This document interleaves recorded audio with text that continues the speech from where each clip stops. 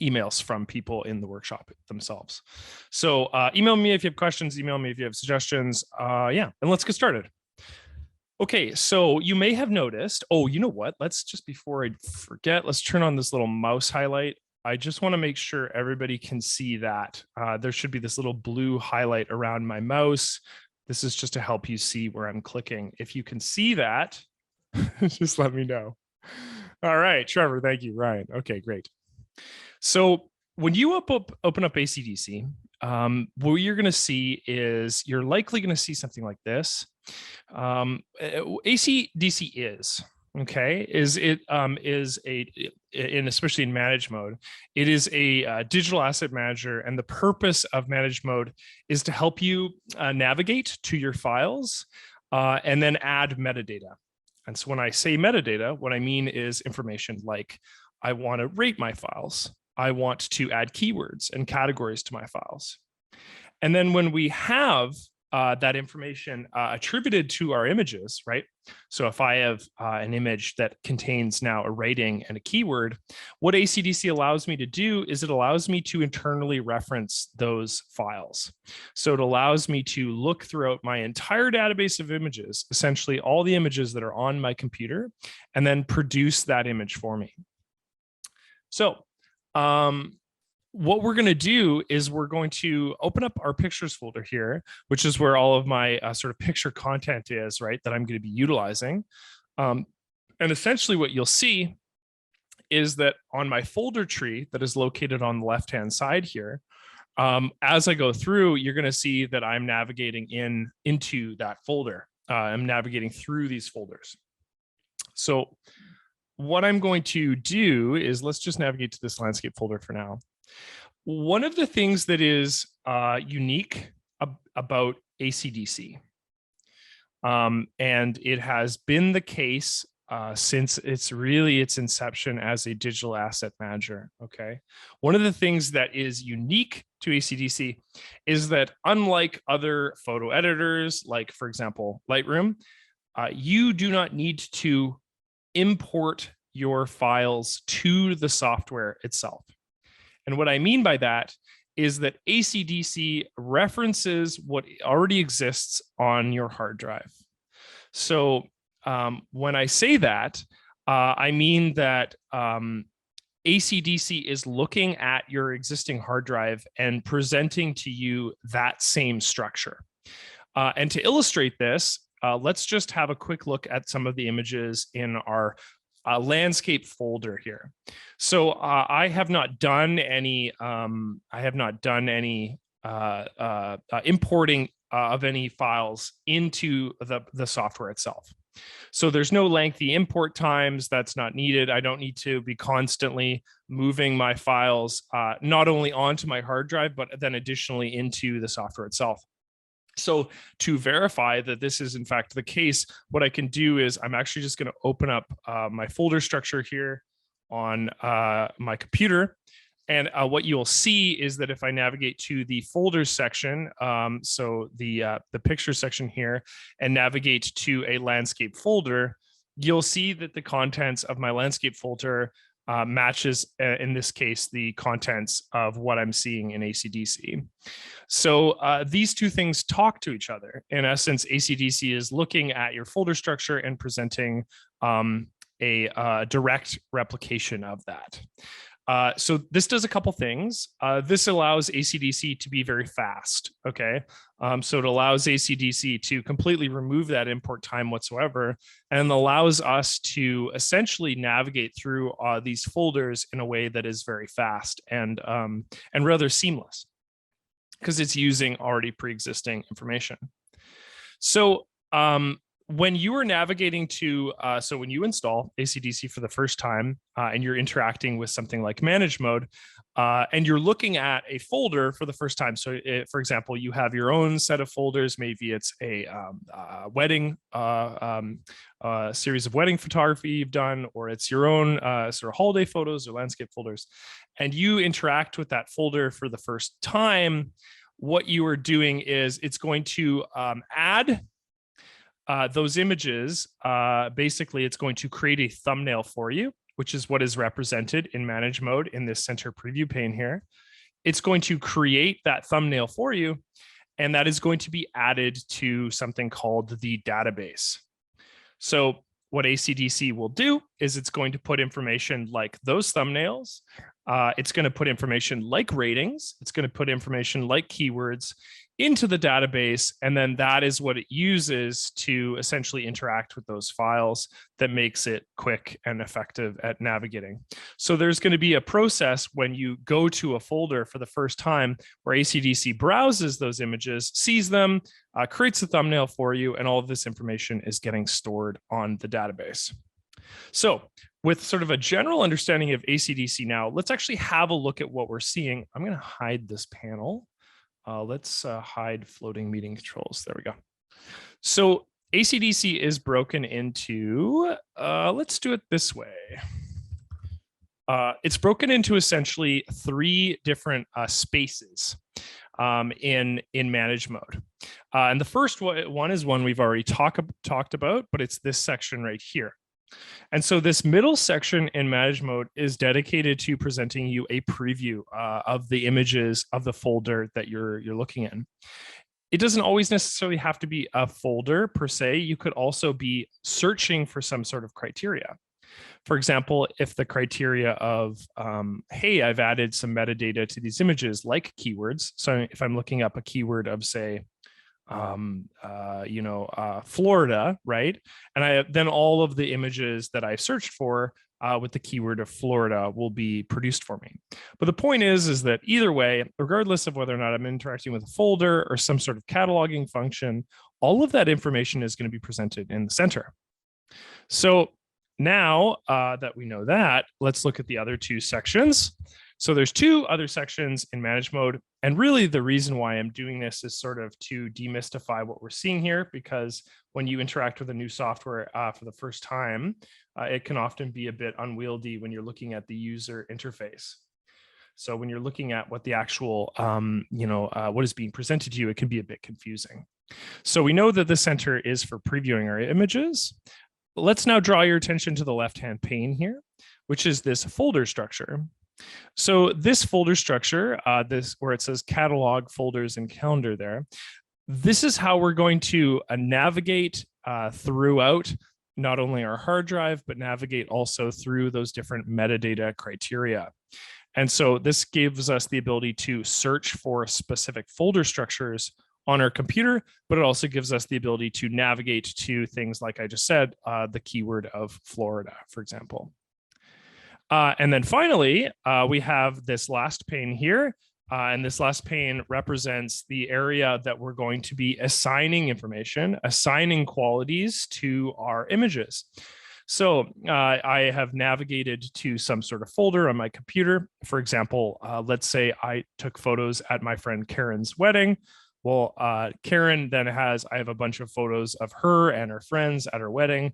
I navigate to that folder on my computer using the navigating window that I just showed you. And now I go through the process of looking at those images as displayed on the properties panel in the center. And I go through and I decide what I want to add to my images. So things like, oh, this is a really good photo. I'm going to give this a quality of 5, meaning it's a good photo. Or I'm going to add a certain keyword to it, like is taken in the evening or is taken at a specific location. And again, these values, these properties that we're adding, whether it be ratings, labels, categories, keywords, one of the things I often get questions about, right? One of the things that comes up very often is there a best way to do this? Is there a correct way to be adding this information to your images? Is there a designated workflow that is the optimal workflow? And the answer to that is there isn't. So when you go about adding ratings and keywords and categories, your method of doing so might look very different from somebody else who's a friend of yours that is also a photographer. So I just want to say that when we go about talking about these properties that we're adding, one shouldn't get overly bogged down by the method by which they do that. More so that they should just be really emphasizing adding metadata if that's something that is important to them and they want to use that to find their images. So the properties panel located on the right here is for adding those qualities to your images. And these elements like ratings and labels and categories and keywords, these are the things that are then added to our database. So this is the thing that ACDC references in order to find those images. Okay, so you might say we're looking at these images here. So I have these two panels here. I've got the properties pane, which is what we're looking at primarily. And we have a search tab. We're not going to talk about that right now. But if we look down to the very bottom of the properties pane, you'll see three sort of subtabs. And those subtabs are metadata. So this enables us to see pre-existing metadata on our images. So first and foremost, we have the little tab here that opens up, which is the ACDC metadata. This shows us those qualities that we were talking about, things like keywords, notes, authors, labels, that sort of thing. This is internally referenced information. So this is stuff that only ACDC can see. The other two qualities, EXIF and IPTC, these are elements that are universally viewable. So if you were to have had some information in the IPTC column, things like title and keywords and descriptions and creator and copyright notice, all of these things. If you were to have, edited these and saved this to the file and then sent this to your friend who does not have ACDC, they will be able to read this information within the properties pane of that image. And the same goes for information which is under EXIF. And actually, to better illustrate this, I'm going to find a folder that has some raw images because those qualities will actually all be filled in. So I just navigated to a different folder panel here. And as you can see, when I'm looking at these images, they were taken with a camera and in this case aren't just stock photos. So they will have this EXIF information filled in. You can see that there's the f-stop and things like the ISO amount, focal length. It even tells me what the make and model of my camera was that took these images. So unlike ACDC metadata, things like EXIF and IPTC are universal and would be universally viewable to others. Stefan asked, does the new metadata get written to the original image file so it can be transferred to other databases and other types of databases? So not quite.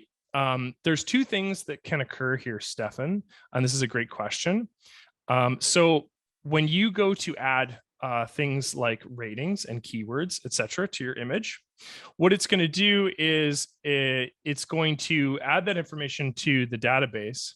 But one of the things you can do, I'm just going to illustrate this very briefly by setting a rating on my image here. If I go to rate this image of 5, you can see that this image has a little 5 up top here, and that there's now an icon that appears at the bottom left hand of the thumbnail. So what this icon indicates to us is that this image now has pending metadata. So it has pending metadata of 5. If I wanted to write this information to the file, what I would do is I would right-click my image and I would go to metadata and embed ACDC metadata. When you install the product for the first time, it'll also prompt you to do this at the end of leaving the software. Once you've added a bunch of metadata, it'll actually give you the opportunity to embed all the metadata. But basically what embedding metadata does is it sets that information to the file itself.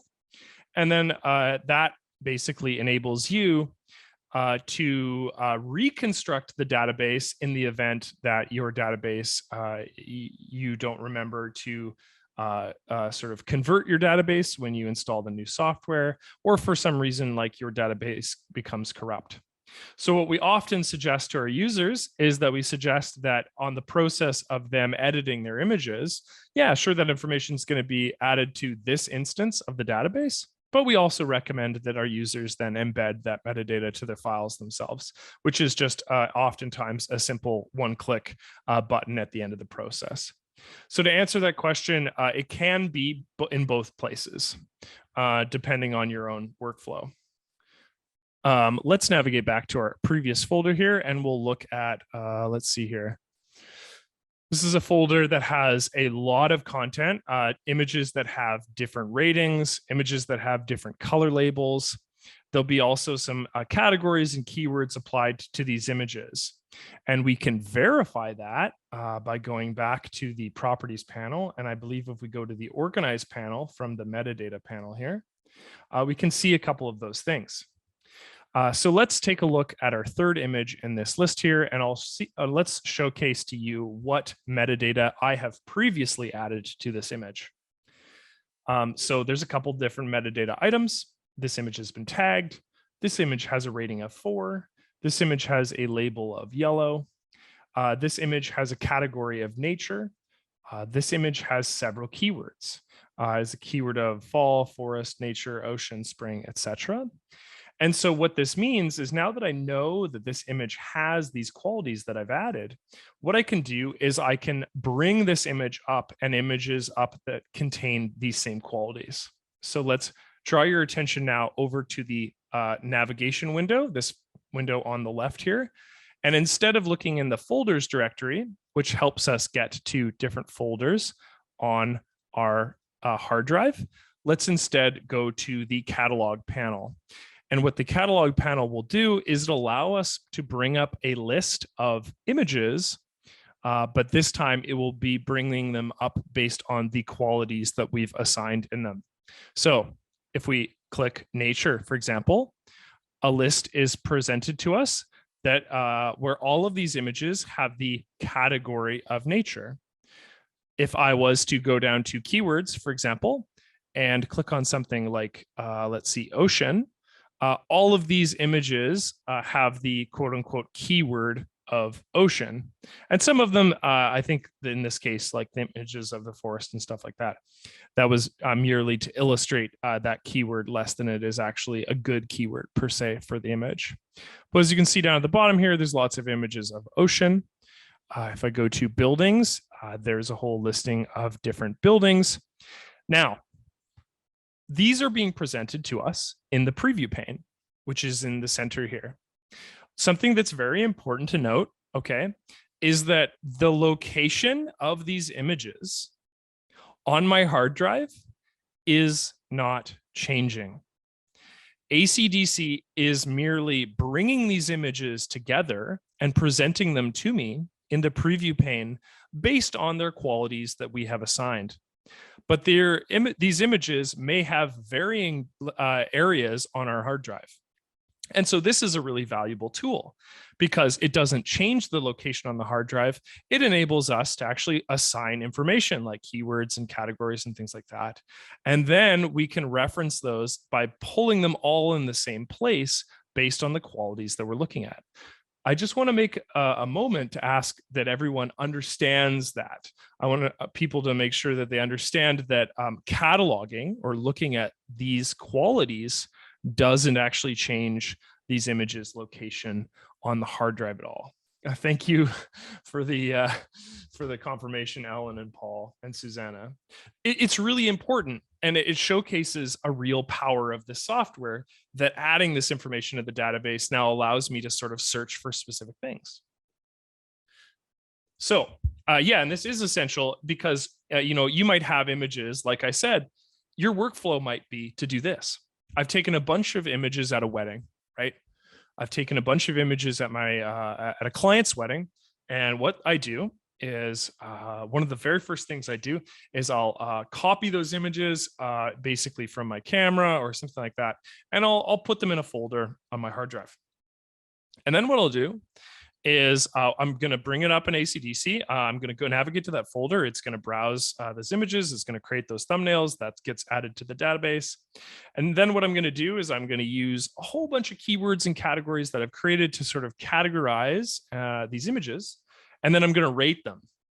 And at the end of the year, right? At the end of the year, when I go to create a little website profile or something like that, and I just want to showcase the absolute best images I took that year, well, I know that I need to search for the category of wedding and all the images that I've rated as like images that have a rating of 5. Those are my best images, and those are my best wedding images.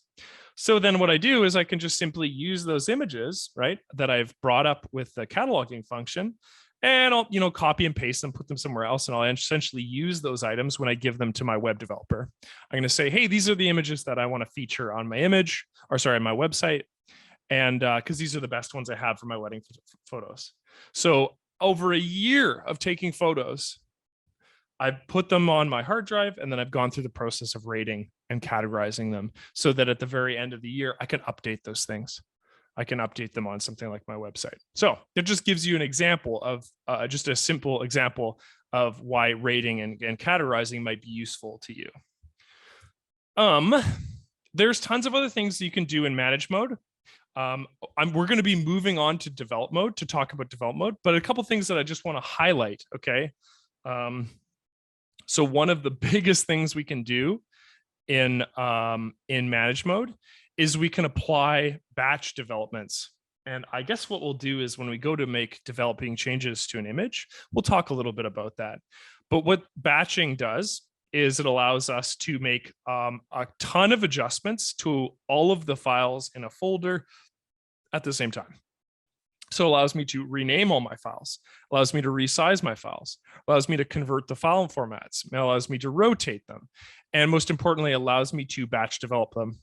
So for example, let's go into develop mode. We'll edit a raw image, and we're also going to create a develop preset, and that will enable us to make a batch development.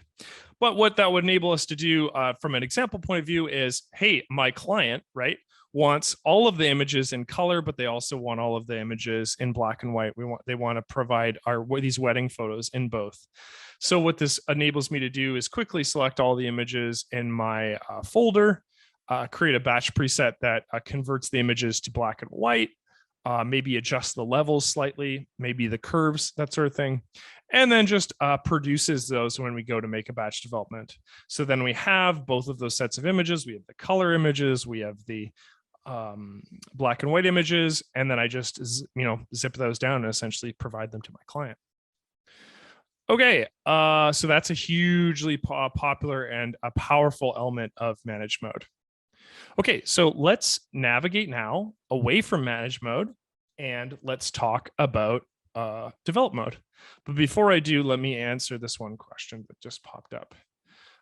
So let's go to, I need an HDR folder. There we go. Stefan asked, I use an old database, iView Media Pro, no longer supported in the new 64-bit world. All my metadata is written to my files. Will I be able to reconstruct these files to some extent in the ACDC application? Smooth translation from one database to another is an important quality. Is there a universal protocol between different databases from the digital database application? Okay, well, first and foremost, I'm not familiar with iView Media Pro, but where does it put this keyword information? Does it put it into the IPTC column under keywords or something like that? Because if it puts it into these universal locations, then what you can do is you could go through the process of copying and then create your keywords from that. But if iView Media Pro is using its own sort of database structure, there's probably not a convertibility from that. So the answer is maybe, and that might be a question to email me over, Stefan, because I could probably get into a little bit greater depth in an email that I can't get into now. My email, once again, aprice@acdsystems.com. Okay, yeah, no, that's a great question, El Barbero. So basically, there's these little tabs up at the top here. So these tabs are manage mode, media mode, view mode, develop mode, edit mode, and then there's a little icon here that doesn't have the text, but it's called people mode. And so when I take my image here, let's take this second image. I'm just going to click on it right here. What I'm going to do is I'm literally going to click on it and I'll just click on develop mode. And what that's going to do is it's going to bring this image out of manage mode, and you can now see that develop mode is highlighted. So develop mode contains a whole different series of tools and abilities to interact with this image. So that's how you do that. Okay, so that's a great question, and it prioritizes something that's important. So these modes do different things. So manage mode, like I said, is that space for interacting with not singular images, but collections of images. That is the mode that you're going to be doing primarily your digital asset management in, right? Things like adding keywords, adding ratings, etc. Develop mode is designed to essentially edit your images, the visual appearance of your images. And so when we open develop mode, this gives us the ability to change things like, well, we're going to showcase it in a moment here, but there's a whole variety of tools that are offered here that go into depth on these images, things like, levels and curves and light adjustments and changing saturation and color EQ. And we have tabs that contain, things to deal with noise reduction, and geometry allows us to rotate our images and crop it and all of these things. This is where we are now visually changing the subject of our image. Larry asked, when importing files, is there an ability to build the database from stored metadata? So stored metadata. Do you mean metadata, Larry, that has been created in ACDC, or do you mean some form of external metadata that comes from a different source? Can I get a confirmation on that?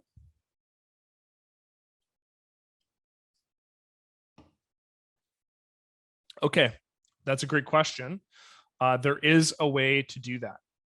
And I will showcase it. Actually, it makes sense to showcase it now. So we'll take a brief purview, or a brief foray away from develop mode for a moment to answer this question. So Larry's asking a question that is basically this.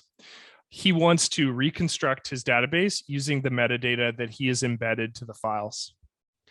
So Larry's gone through, he's added keywords, he's added ratings, he's added labels to his images, etc. And in order for this to be possible, what Larry would have to do is Larry would have to make sure that all of his images don't have this metadata pending icon on it. So what he would have to do is he'd have to right click those images and you have to go to metadata and embed ACDC metadata. And what this will allow Larry to do is it allows him to essentially reconstruct these items and add them to the database. So the first way that one would reconstruct their database is whenever we release a new ACDC, there's a conversion wizard that allows the user to take the previous database that they've created. So you started in 2022. And you've added all these keywords, labels, ratings, etc. You've done a bunch of browsing, blah, blah, blah. And so what you would do is you go through the process of going to database and converting your database. So you have the new product. You just want to make sure that you are using your old database. So that would enable you to do that. Now, the situation that Larry is describing is database doesn't exist for whatever reason. He doesn't know where it is. There's been lost or something like that. What you could do is, provided that your keywords, ratings, etc., have been embedded to those same images, like we just showcased, you would just go through the process of then cataloging your files. So cataloging your files will essentially allow you to reconstruct those keywords. It will allow you to reconstruct those labels, ratings, etc. And includes face data and that sort of thing as well. So this enables you to reconstruct it and essentially rebuild after having lost it for some reason. But first and foremost, go through the process of just converting your old database first. Okay, with that question answered and out of the way, let's go back to this raw folder that we had here and make some developments, because we're going to do a couple things with these developments. Yes, and I will put that in there as well for you, Steven. That's right in chat.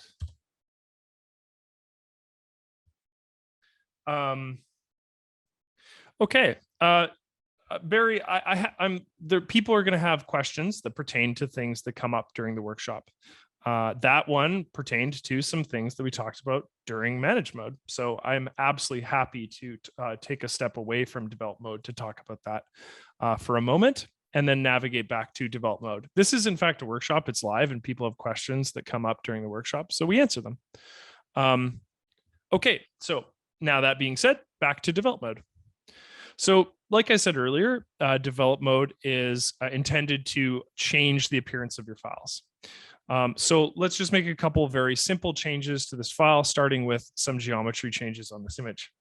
So if I look at develop mode, well, actually what we'll do is we're just going to hide this this right-hand panel for now. It's not as relevant to us. We'll just talk about these two panels. So in develop mode, we have our preview pane, once again, located in the center. This is zoomable, so we can zoom in and out of our center panel here. And that changes what we see in our image.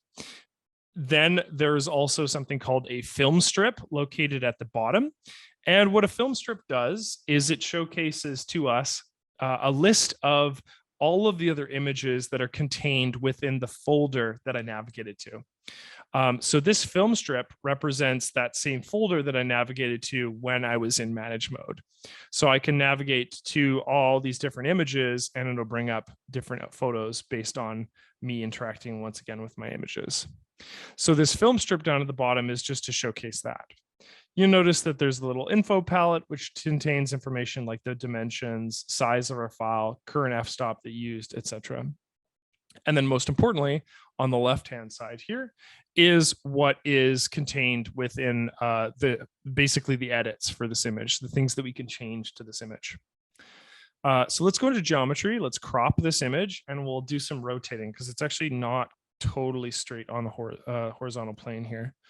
So I'll go to geometry. I'll click on that tab while in develop mode. I'll go to rotate and straighten. And as you can see, I can rotate it so that it lines up better with the horizon than it did previously. Just a slight rotate on the image. And then what I can also do is I can crop my image by pulling in these little qualities right here. And so by doing so, it now shows us where our image, what our image will look like. Let's just do that a sec here. There we go. That's what's going to be presented to us when we navigate to a different tab, like the Tune tab, for example. So just what is contained within this bounding box. So I've done a rotating change. I've done a crop change.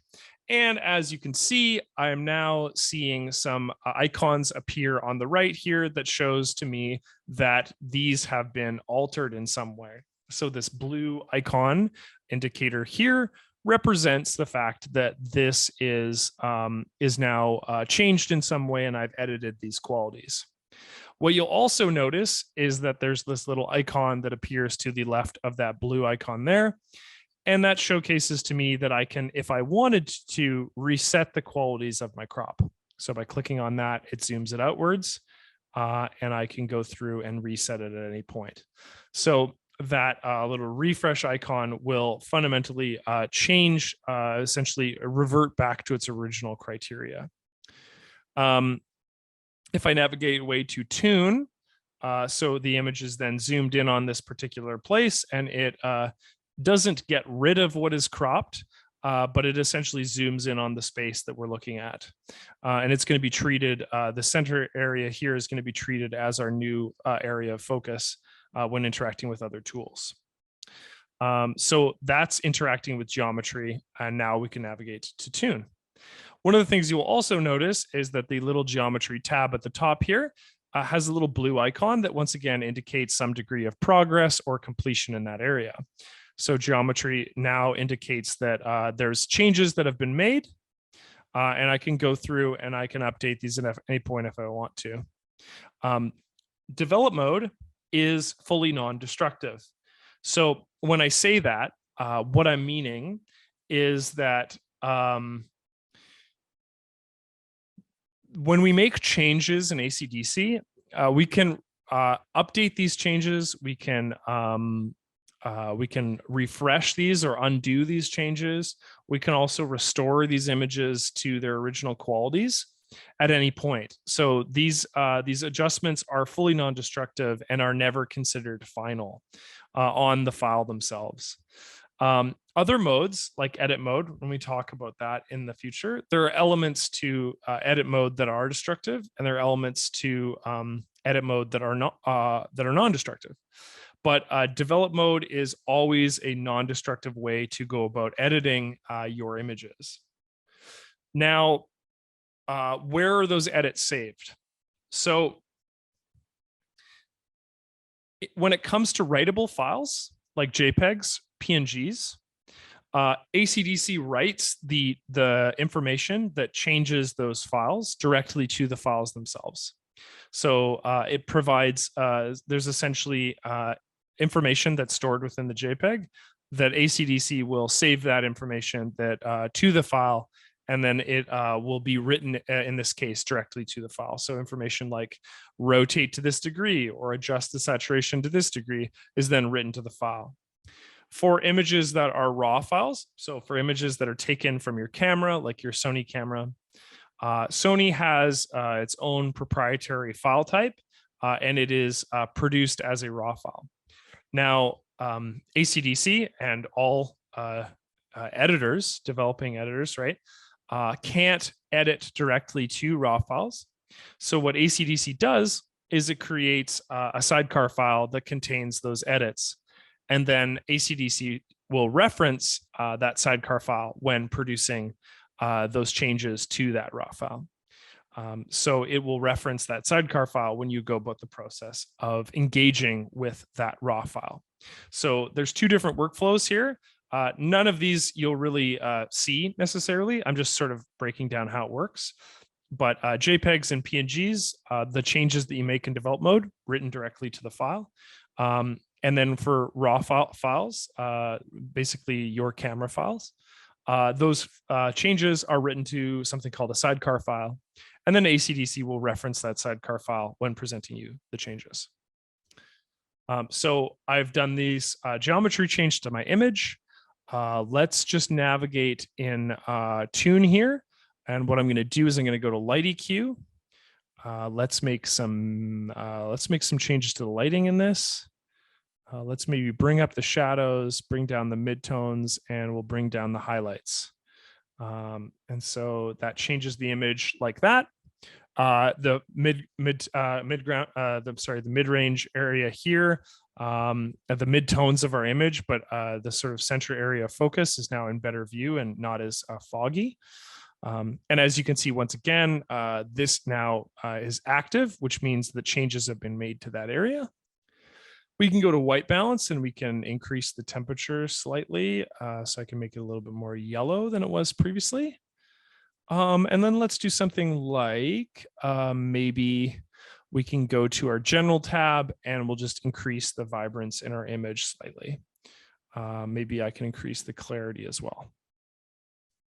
So you'll notice then when I've made a bunch of changes to this image, I can actually click this Show Original button that is down on the bottom left-hand corner.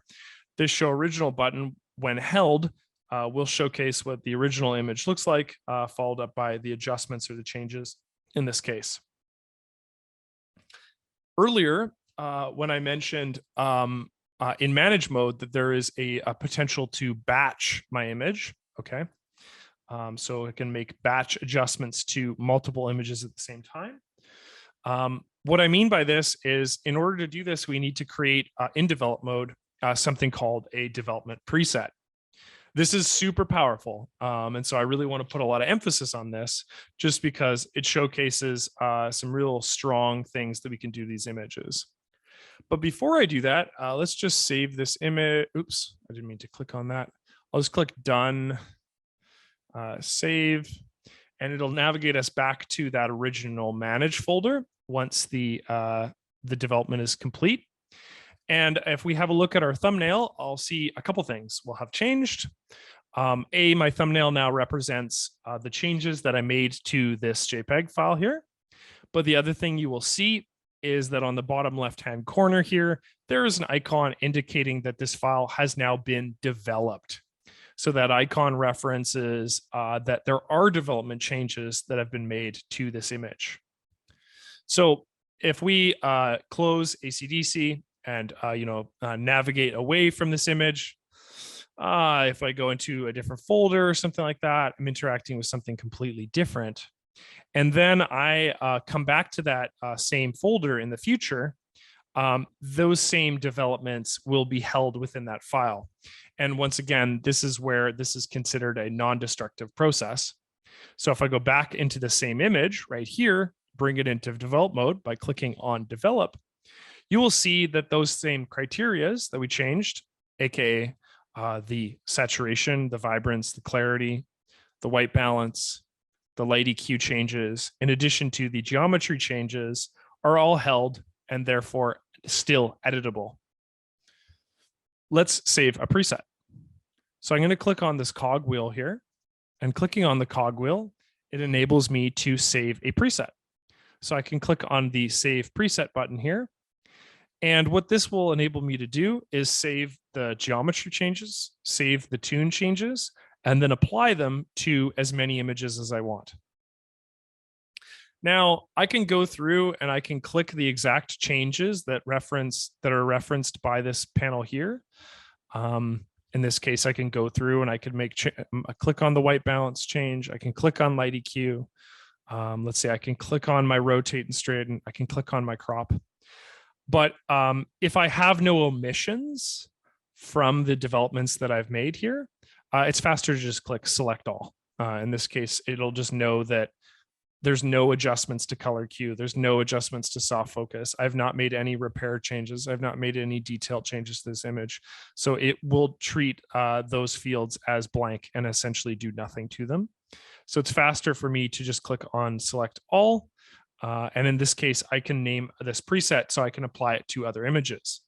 So let's just call it my first preset. Oh yeah, and misspell that, Adam, nice. And I will click OK.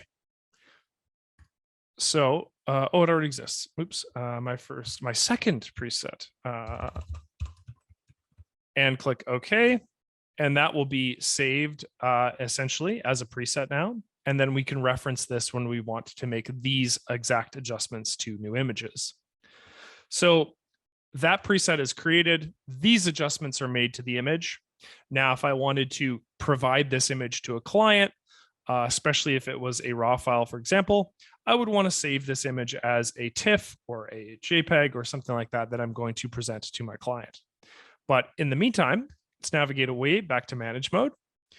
And let's go into a wholly new folder.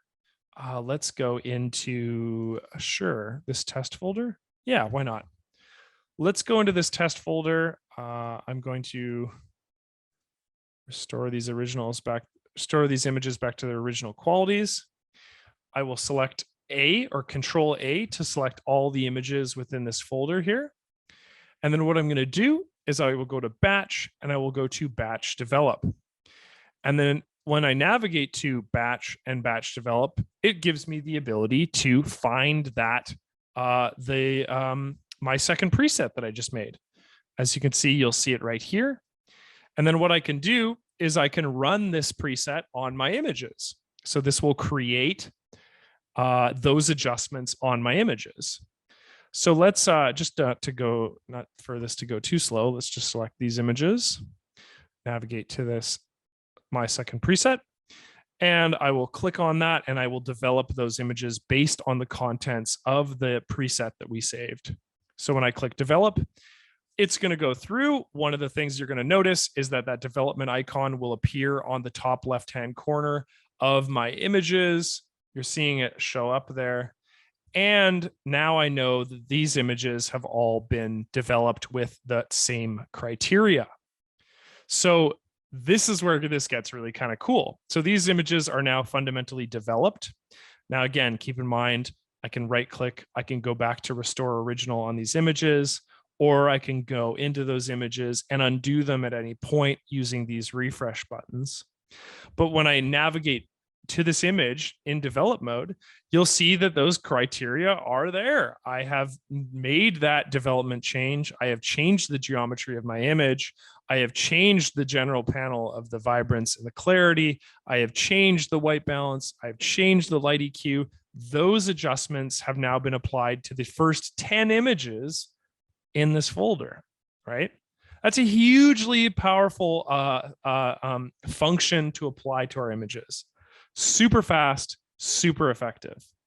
So if I go into my astronaut image here, go back to develop, Once again, geometry change has been made, the rotate, the crop, the tune adjustments, the general tab, the white balance, the light EQ are changed. Let's say I didn't like those changes for this image. Well, I'll just click refresh.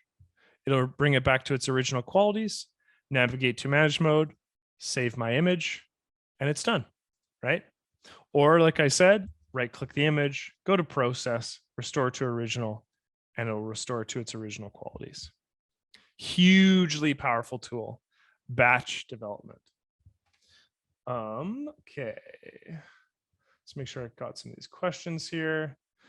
El Barbero asked, if someone sends me a photo, okay, I would like to know how I can quickly see the metal as to where and when the photo was taken. If you navigate to an image, I'm going to once again bring up a raw image. Go to the raw image here. If I go to file, there should be some information as to when the file was created, when it was modified, when it was accessed, where it's located in, how large the file is, how many pixels per inch there is on the image. In the case of this raw image, there's 350 pixels per inch. Its total dimensions, in this case in inches, and there's a bunch of EXIF metadata that's located right here. So to answer your question, El Barbero, when you navigate to an image, if you go to the properties panel in manage mode and under file, so we've talked about metadata, we talked about organize, this is now file. All of that information is located here, okay? Larry asked, how to turn off non-destructive editing or make the changes permanent? I end up with hundreds of empty original folders. I don't think you can turn off non-destructive editing, but you can always save the image as, so you can save it as a, but this is the case when you're only interacting with raw files, right? When you're interacting with JPEG files, that information is written to the file directly. So it's only raw files that you will end up with a quote unquote original image. Stefan asked, I missed this. Are you editing the raw or the JPEG or TIFF or PSD? If raw, what file camera RAWs do you accept? Great question. So if I go to raw support, ACDSee, go to supported raw formats. On our website here, I have a list of all of the supported raw formats. So for all the different camera makers, Adobe, Canon, Casio, Contax, GoPro, Imicon, Kodak, Leica, Nikon, etc. Sony, all of them are listed here. So basically, if I go to Sony, for example, it lists all the cameras that are supported right there. If I was to go to Canon, it will list all of them here as well. So that's where you'd find which raw files are supported. The other thing too is if you're able to view the raw file, it's supported. Are you editing raw or the JPEG? In the case of our example here, I was made developments to a raw file. I'm sorry, a JPEG file. Steve asked, is there a concept of virtual copies or multiple developments from a single original image? Yes, that happens regularly. People will develop their image. They will save a set of developments. So you might end up with, depending on your workflow, multiple saved images of different developments.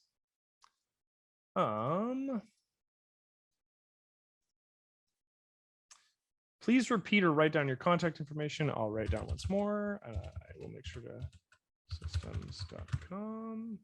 There we go. Ryan asked, could you briefly explain the different save functions, file types in develop mode? I understand if you click save, it saves the non-destructive edits, but I don't think it is intuitive. Yeah, so fair enough. Let's see here. If I go to this file here, and I adjust the temperature and I adjust the light EQ. Oops. And then I was to click away, for example, it's going to prompt me with these changes. So save, what it's going to do is it's going to create that development icon and save these changes. In the case of this image, because it's a raw file, it'll save them to something called a sidecar file. If I was to save as, it will prompt me to save it in a different format. One of the things to note is that you cannot save as a raw file. You can only save as a different form of file type. So in this case, I could save this file, save it as a BMP, a GIF, a GIF rather, a JPEG, a PNG, a TIFF, that sort of thing.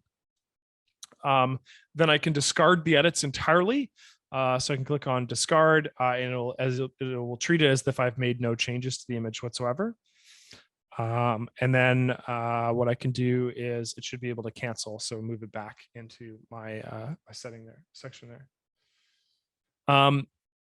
If I click on save here, there's a couple other action items here. So save as is treated as the same, the one that we saw in manage mode. Save as a copy will save a file while still maintaining the edits that you're making. So it won't, so it just creates a saved as file without leaving develop mode. And then export allows me to have some more, so it gives me a whole bunch of different functions that I can do, like change the metadata, change the format, change the destination folder, etc. So it gives me a bit more tools than just a regular save as. Yeah, and then done, like I said, done is the same as clicking manage mode. So it'll prompt me to save as, discard, change. So yeah, so I can understand why that would be considered a bit, complicated at first, but really there's only two things to consider in this case, or at least I would consider, is just saving the changes, which creates the development icon for the raw file, or saving as, which creates a whole new image. In this case, saves as a whole new image with a different file type. Barry said, my apologies, I didn't mean to be critical. It's okay, Barry, all good. A bit more, please do not, oh, okay, sorry. All right, Ryan said, thank you for clarifying, no problem. So we now know a little bit about develop mode. So we know it's a non-destructive tool. We know that the developments that we make are going to produce something called a development icon in the image. We know that depending on if we're interacting with a writable or a non-writable file, two things will happen. The edits will be saved to the writable file, or in the case of a non-writable file, those edits will be saved to a sidecar file. We know that we can create batch presets in develop mode, which are going to enable us to take those edits and then apply them to a whole bunch of new images. So let's take a foray now into our last, are we gonna have time to talk about people mode? We might, but I'm gonna go into edit mode now, and I'm gonna show you the strength of edit mode. Now, what I'm about to do, I'm not going to fully explain. I just wanna showcase the power of this. What I'm about to do is its own workshop, but edit mode is a layered editor, okay? And what a layered editor does, it allows me to combine multiple images together. And it allows me to take parts of certain images and mix them with other images. When we do this, some people might consider this called graphic design. Other people might consider this called creating composition images. If you ever hear the term photographic artists are people that do composition images. So what I'm going to do is, you can see these two images in my folder here. I have one that contains this sort of mountain region in the foreground here and has a bright blue sky. And in the second image, I have a cool cloudy sky with these balloons here. What I'm going to do is I'm going to combine these images by essentially getting rid of the sky in my image here and replacing it with the sky that is in the second image here. Now, again, this is completely explained. It's in its entirety on our YouTube page in another workshop. So I will draw your attention to that for sure. And I'm just going to link it now, just so I don't forget. Make sure to subscribe to our workshop page, our YouTube page. But I do want to showcase the power of this, because it's going to give you an idea of what ACDC can do that isn't just digital asset management and simple development adjustments. Once again, also our the coupon code provides $10 off right now, and it's July 28 workshop. So Susanna asked, so there isn't a snapshot option in develop mode as of Ultimate 2021. There absolutely is still a snapshot option, Susanna. I just didn't talk about it in too much depth today, but because you're curious, let's talk about it. Snapshot still exists. Snapshot is a component of this side panel that I actually just hid for the purpose of the workshop today to not add too much complication. But snapshots is still very much an element of ACDC. Let's just quickly showcase snapshots. I'm going to make a midtones change to my image, and I'm going to save a snapshot. What saving a snapshot does is it allows me to reference a singular adjustment that I've created for my image. So if I click this little plus icon down here, what I can do is I can save this snapshot. I'll just call it midtones really quickly. And as you can see, midtones has now been created as a snapshot.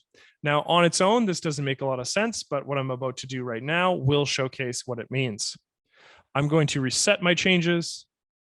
I'm going to go to tone curtains. Let's go to something like split toning. This will make a ton of sense. I'll split tone my image so that the foreground or the highlights are blue and that the shadows are purple. Okay. So with that change complete, let's now create another snapshot. I'll click on the plus icon in the snapshot section here. I'll call this split tone.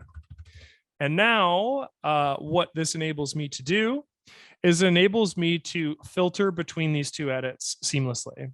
So if I click on split tone, what it's going to do is it's going to take that change and it's going to produce those adjustments, even though I've moved past them in the development cycle.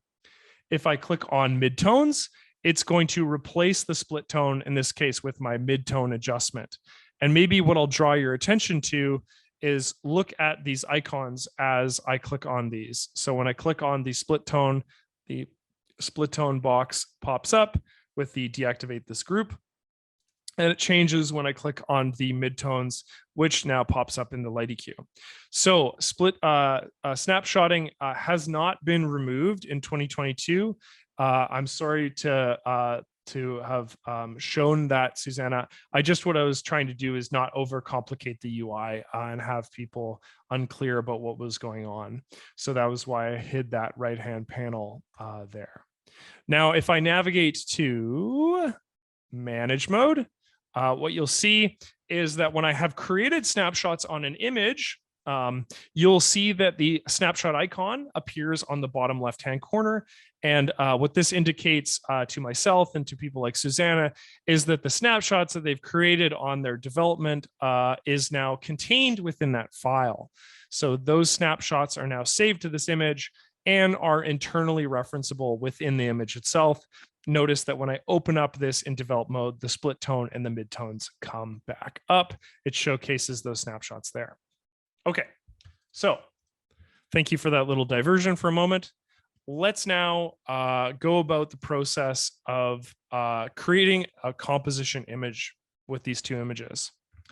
So I'm going to open up these two images here. Let's just go into landscape 24 right now and click on edit. And this brings it up once again. You'll notice that the edit mode is highlighted. Okay, so that means that we're working in edit mode now, not development or manage mode. And edit mode has different tools than that of develop mode. So edit mode is broken into 3 sections, or actually, let's say 4 sections. So much like develop mode, there's a preview section in the center. It works exactly the same way. It is, you can zoom in and out on your image. You can showcase the changes of your image that essentially show the original. Then what you can do is you can make layered adjustments. Those are located on the right here. This is primarily what we're going to be interacting with. You can make filter adjustments. Filter adjustments on the left-hand panel here are destructive changes. They're much unlike layers, which are non-destructive. The filter menu is destructive.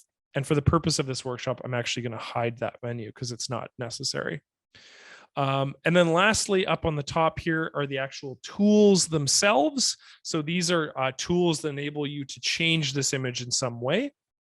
And in order to showcase what we're going to do today, by removing the sky, we need to make something called a selection in our image. You're welcome, Susanna.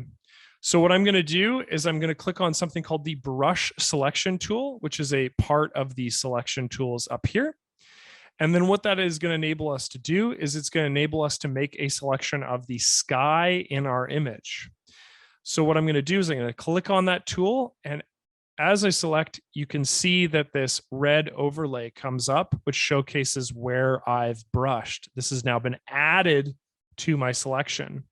Now, on its own, this isn't super useful. But when I turn smart brushing on by clicking on the off to magic button here, what this will do is it'll enable me to use my brush selection with a pixel awareness turned on. So what that's going to do is when I brush on, starting in the blue area here, if I move towards the mountain here, what it's going to do is it's going to omit the mountain area of my image. So this gives me the ability to be pixel aware in that part of my image, and it enables me to make hyper accurate selections. So the difference between magic and smart brushing turned off is that when I do the same function, you can see that when I go close to the mountain here, the mountain is selected just because it's a part of the nib width of the area that I'm selecting. So suffice to say, smart brushing enables me to make really accurate selections that omit parts of my image. And this is, there's no better way to do what we're about to do than to select the sky with something like smart brushing here. So what you will now see is that my sky, with the combination of smart brushing, Ryan, yeah, I'm glad. This is a super powerful tool. So use smart brushing when interacting with sort of solidly colored objects here. But what you'll see is that I have made a selection of my sky in my image. And what we're going to do is we're going to invert this. And the reason why we're inverting this is because we want to actually select the foreground. Okay. So what I'm going to do is I'm going to navigate up to select, and I will inverse the selection. And when I inverse the selection, you'll see that the opposite of what I just selected is now highlighted. And the reason why I do this is because it's easier to select all blue sky than it is to select a mountain range that has varying levels of brightness and color. So when I make a selection of the foreground now, what I can do is something called masking. And what masking will do is it will take the part of my image here that is the mountain, and it will mask it away from that of the sky, which you'll about to see here. So I'm going to take my landscape image, which is located at the top of my layer panel. And just to, as an aside, this is not exactly the easiest process to describe, okay? So I just want to reiterate once again that this is a part of a workshop that I've done in the past. And I just want to say that because all I'm trying to do is showcase the power of ACDC, but to fully understand these things, I would need a lot more time to discuss them. I'm going to take this layer here that I have selected here. And what I'm going to do is with my active selection, with this red active selection, I'm going to click on something called Add Layer Mask. And what that's going to do is it's going to mask out the sky and maintain the foreground. So what I can do is I can now deselect because I don't need that active selection anymore. And you will see that my background, the sky area here, okay, is now a checkered format. And what that checker indicates to us is that that has now been made a transparency. So that now contains no pixel information, okay? Now, let's quickly reference the thumbnail where the mask appeared next to our image here. So this little thumbnail that you see next to landscape 024 here shows some very powerful information. So what this shows, this little mask here, that's this little box, is it shows us a black sky and a white foreground. Now in ACDC, when we're masking, black means that part of our image is turned off, okay? And when we're masking in ACDC, the white part of our image means that it is turned on. So when we are interacting with masks, we're getting this really valuable information that showcases to us parts of our image that we've turned off and parts of our image that we've turned on. So what we can do is we can use this mask to our advantage to hide or conceal parts of our image, okay? Let's just quickly showcase what I mean.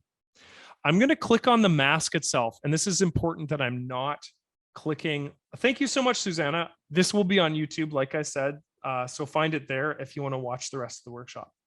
Take care. I'm going to click on this thumbnail here, and what I'm going to do is to just showcase what I mean. I'm going to click on the normal brush tool. So the brush tool is on our brush list here. It's located next to the paint bucket. I'm going to click on it. Now, what I'm going to do is I'm going to brush on white on our image here. And by brushing on white, what I'm going to do, right, is I'm going to turn this part of my image on again, okay? So if I'm looking at the mask, you can see that the foreground with the mountains, etc., is still turned on, but there's a triangle up in the right-hand corner, which has now been turned on as well. So masking is a very powerful, non-destructive way to quote unquote erase parts of our image without actually erasing the content. What we're doing when we're masking is hiding that information from view, selecting parts to hide from view. Inversely, when I brush on with black, okay, in an area that is white, for example, you can see that that part of our image is now turned off. So what you'll see is that black triangle that appears on the bottom left-hand corner showcases to us that that part of our image has been turned off. So when we're interacting with masks, white is on, black is off, as indicated by our image here. Now, the one thing I want to mention, though, is this is only possible when we have a mask selected. If I had my image, quote unquote, selected, and I was brushing on with the brush tool, it would just brush on whatever color I had selected here. So if I was on my image layer, it would simply add a brush stroke of black or add a brush stroke of white. It's only when I interact with masks that that rule changes. So I'm going to just quickly erase those areas because what we're going to do next is we're going to replace the sky. And I'm not going to spend too much time with this. I'm just going to showcase it in one quick step. Okay. What I'm going to do is I'm going to click on my layers panel here. And now that my foreground is selected and my background is erased, what I'm going to do is I'm going to click on the little button down right here that says add a file as a layer.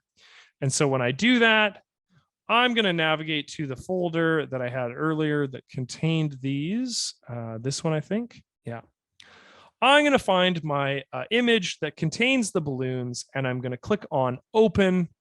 And what that's going to do is you'll see it is now added to my layer panel. Now, my layer panel showcases to me the first image in my layer order. So the first image is always the image that is shown to me, barring some form of masking or opacity adjustments. So the layer order matters, and the first image that we see is going to be the one that is presented to us. But if I move this image beneath my landscape image here, you will see that because the top portion of our landscape 24 image is treated as a transparency, now this image appears to us because there's no content in the top portion of my landscape panel. Now, I just want to take a second to ask if this makes sense on a rough level, that when I have added this image to the beneath my landscape image, beneath the part that has been erased, that is the part that is now visible to my audience. So when I look at this image, I've got the clouds that are in the background, but with the foreground of this mountain panel here. So this makes sense to Ryan. Does this make sense to everybody else? If you have any questions, sound off. This is a very complicated function, so I don't expect everyone to get this right away. This takes a little bit of playing around and understanding. Lubomir said these tools are only in Ultimate.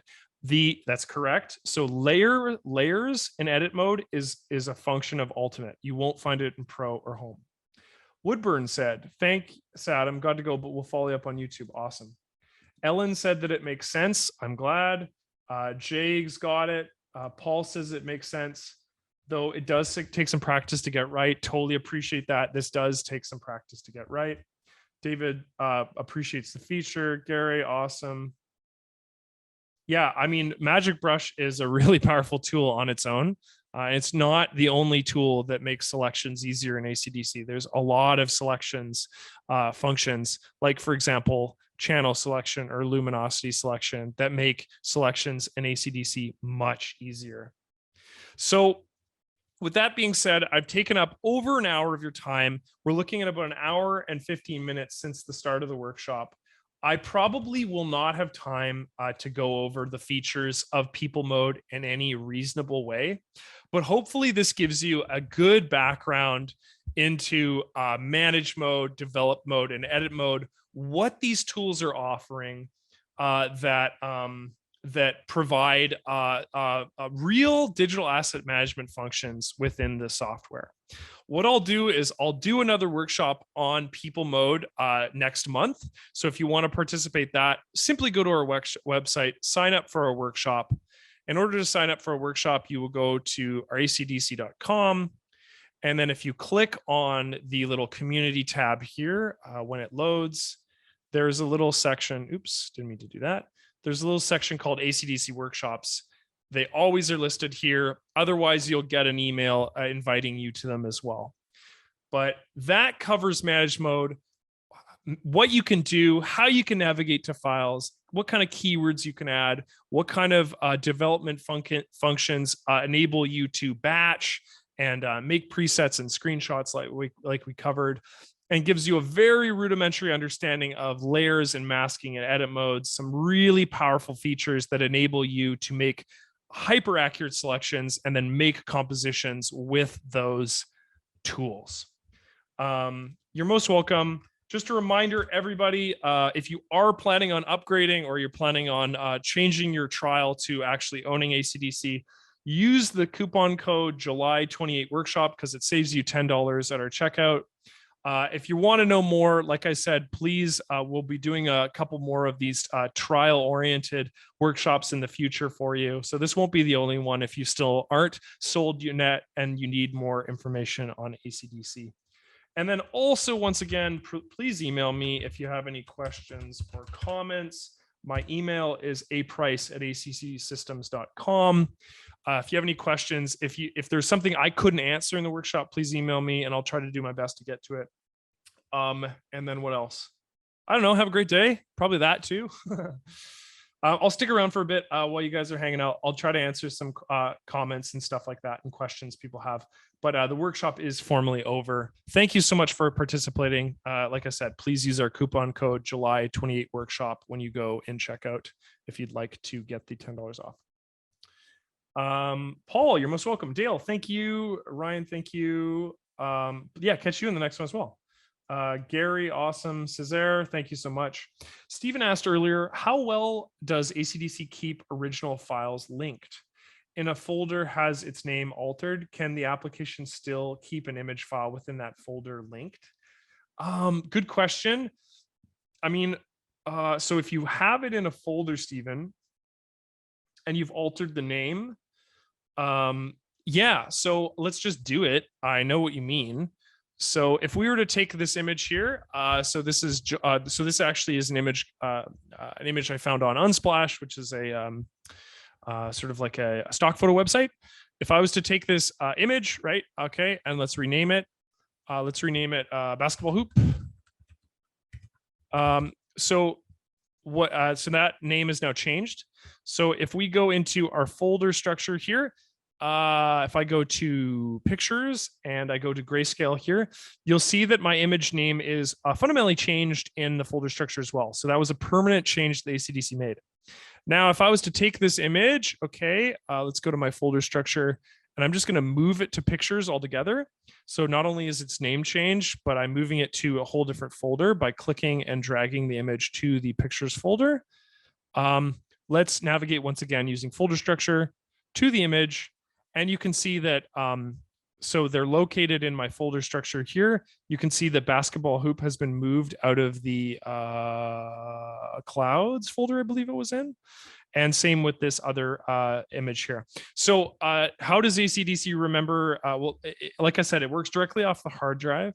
So when I change or rename these images or move them using ACDC, again, treat it like you're interacting directly with your hard drive. It is an extension of your hard drive. It adds new tools to your hard drive. Lubomir asked, bit of a sidetrack question. I can't find a way to incorporate categories and people into making smart selections. Only keywords. Can't find a way to incorporate categories and people into making smart selections. Only keywords. Am I missing something, or is this not implemented? Let me think. I'm just trying to figure out if I understand fully. I can't find a way to incorporate categories. So adding categories, okay, and making smart selections. So smart selections is something you do in edit mode. What do you mean by smart selections, Lubomir? I think that's maybe what's tripping me up. El Barbero said, thank you very much. Please let me know the next workshop. Like I said, you should get a message provided that you're signed up for our emails. Otherwise, El Barbero, you can always just go to our workshop page and sign up there, but we will probably send you an email. It's likely how you found this workshop. So smart collections in manage mode. I see. Not smart selections, but smart collections. Lubomir, if I may, smart collections is one of the tools that I don't use very often in ACDC. So if you want to ask this question, I would maybe ask this over my email. And what I can do is I can get a developer to find you an answer for you, because it's one of the tools that I'm actually not as familiar of in ACDC. I don't know everything. So how it interacts with categories and keywords in general is something that I'm not necessarily super familiar with. But once again, if you email me, aprice@acdsystems.com, I will do my best to get an answer for you that will help you out. I'm sorry I couldn't answer right now. El Barbero asked, I received a couple of photos from a friend. Okay. I'm looking on the map in iPhone 13 Pro Plus. Photos that I took a couple years ago show, but the photos of my friend do not. How can I see the missing photos on the map? Okay, so if there is no map metadata, you can add it, but that doesn't necessarily answer your question because your friend is the one that took it. So in ACDC, we have something called the map tool. I'm going to navigate to a folder. So this is my mobile sync folder. So this was an image I took in Toronto. Okay. And so when I click on this little map icon, what it does is it brings up the image and where I took it in Toronto. So it's just on the park here, the Bentway Park. So you can see that that's where I took that. And then there's a couple other images that were taken in that area as well. So if you know the location of your file, what you can do is you can take an image and you can drag and drop it onto the map, and that will place the image on the map. So if I take a folder that doesn't contain any map data, for example, let's say I took this image in that same park here, what I can do is I can drag and drop it and it will place it on the map there, and it'll now then add that information to the file. So it'll showcase where that map information is added. Now, if your friend doesn't have any map data, so GPS data, if he didn't have that turned on when he took that information with his phone, or if his camera didn't record it, then I think you might be out of luck. You might have to add that information yourself in ACDC. But would you need to embed that location to look it up later? Great question. When I click Save All, Is that treated as metadata? I think it's just added to the file. Let me see. I don't think so. Let me just check IPTC information. Yeah. So no. Mark, when you add an image, so when I take and drag and drop this image onto a map, right? So if I do that, so it's added it to the map. When I click on save all, okay, when I click on save all, it writes that to the EXIF field. So you can see under the bottom section here, it's added a latitude and a longitude. Now, my understanding is that EXIF information, okay, should be directly written to that image, provided that the image is writable. So JPEGs, PNGs are writable files. Raw files are not necessarily writable. So if I wanted to find that information on the actual file properties themselves let's do that. Let's just find the file. So if I navigate to, I think it was just a landscape image. What folder is this? Yeah, okay. So go to landscape images. So it's that one with the mountain there. If I click on the mountain image, I right click on it, I navigate to properties. So if I navigate to properties and then details and scroll down until I get it's added. So the GPS coordinates are then added to that file based on where I pulled it into the map tool. So Mark, to answer your question, you do not need to embed the metadata in this case. When you're interacting with EXIF and IPTC data, simply adding information writes it to the file. Mark, does that make sense? No, this will be on Pro and Home as well. All of the functions in manage mode are relatively the same in both tools. So, okay, as long as that makes sense to you. El Barbero, does that answer your question? I think it might not be listed on the file. Maybe the reason why is because it wasn't a writable file. So it's possible that it was some form of non-writable file, like a raw file, in which case that information wasn't necessarily written to the file. But I don't know why that wouldn't come up. Great question. Yeah, I can walk it through once more time. Okay, so what we're going to do, let's close the map function right now. So what I'm going to do is I will close the map. So you're in manage mode and you're looking at your files and they don't have GPS data and you want to add GPS data. What you can do is you can go to tools, map, place on map. Okay. The map will pop up. It's really just sort of like a Google Maps satellite, basically. So what I can do is I can go to satellite. Cool. I can go my Robin image and I'll place it right smack dab in the center of Serbia. There we go. So your image has GPS coordinates. Once you click save all, okay, you have to save from the top here. It doesn't just add it to the image. It only adds it once that has been, once that image has been added. I'll click save all. Let's go back to Serbia. There we go. So click on save all, and then it adds that little icon on my image. Cool. Sandy asked, between two images is a bit of white line. When combined, can you remove that white line? Between two images is a bit of white line. Are you seeing that in manage mode, Sandy? Is that something that I just want to clarify where you're seeing that white line.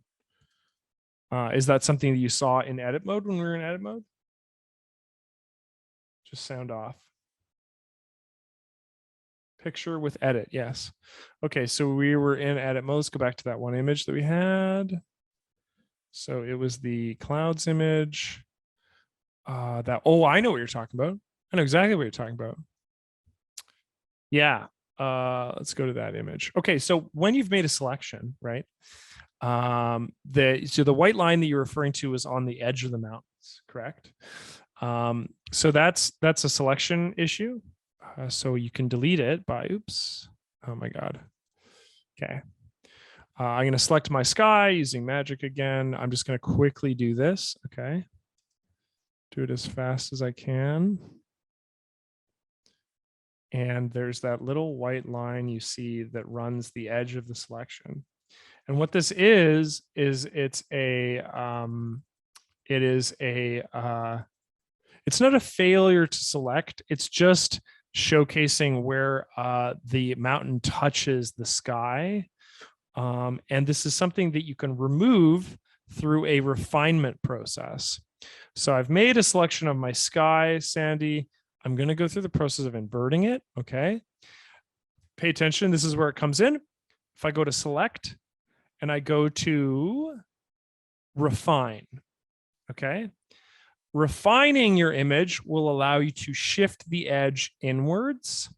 And when I do that, you can see that there's this little black line that appears around the edge of my image now.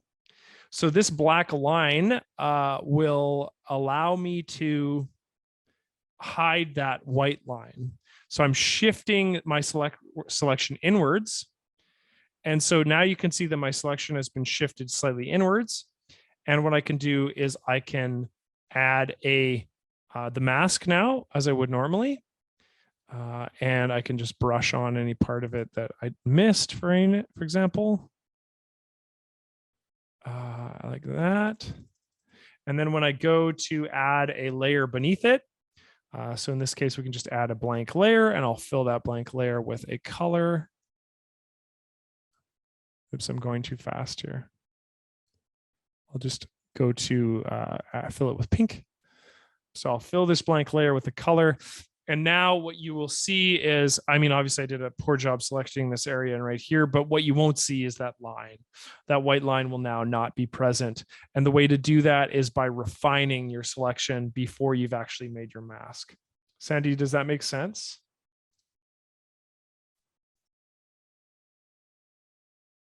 Cool. But yeah, just to reiterate, if you refine it and then shift the selection inwards, that will reduce any areas there that get too close to that sky area, which is where you're seeing the white. Okay, the last question before I log off. Stefan asked, I have a non-ACDC digital asset management program for several 100,000 images. Okay, I want to see what asset management labels are saved to EXIF are maintained in ACDC when I do a file transfer to ACDC. I assume I can do a test run with a few files. Well, you could simply just you could download ACDC and you can look at the file. You don't need to, like, there's no importing or anything like that needed. So you can just navigate to wherever the file is located on our hard drive and then see what information is held in the EXIF column. Stefan, does that make sense?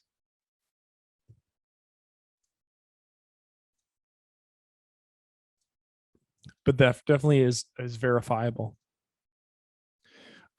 Just because you're not actually, there's like, like if it was, Lightroom or something like that, you'd have to do a whole bunch of importing, which obviously is what you're trying to avoid. But if you download ACDC off of the website, just the trial version, and then open up in manage mode, if you navigate to a file, so let's just navigate to an HDR image, like I said, right? So I just navigate to this file. You can verify what IPTC information, what EXI information has been added in the previous program. But that doesn't, and then if you don't like it, you're like, oh, well, it doesn't have the information I needed or whatever, or if there's something that ACDC is lacking that you want, then just, it's, you haven't done anything other than interact with your hard drive. So you could just uninstall it. Yeah. The only thing that you would have created, I guess, in the process would be the database. So does that make sense, Stephen? Hopefully it does. I think you should be able to view that without any problem though. Okay, I'm going to provide a couple more things. So, and then lastly, I'm going to log off in a moment here. Done my best to answer any questions. Hopefully this was helpful to you today, friends. Like I said, I'll be doing another one of these soon. $10 off. Make sure to use the coupon code July 28 workshop. If you have any questions that I wasn't able to answer, email me. And if you want to watch more workshop content, go to the workshop page on our YouTube. I will be closing the workshop in about 5 minutes. I'm going to mute my mic. Thanks again, everybody, for participating. Have a great rest of your day.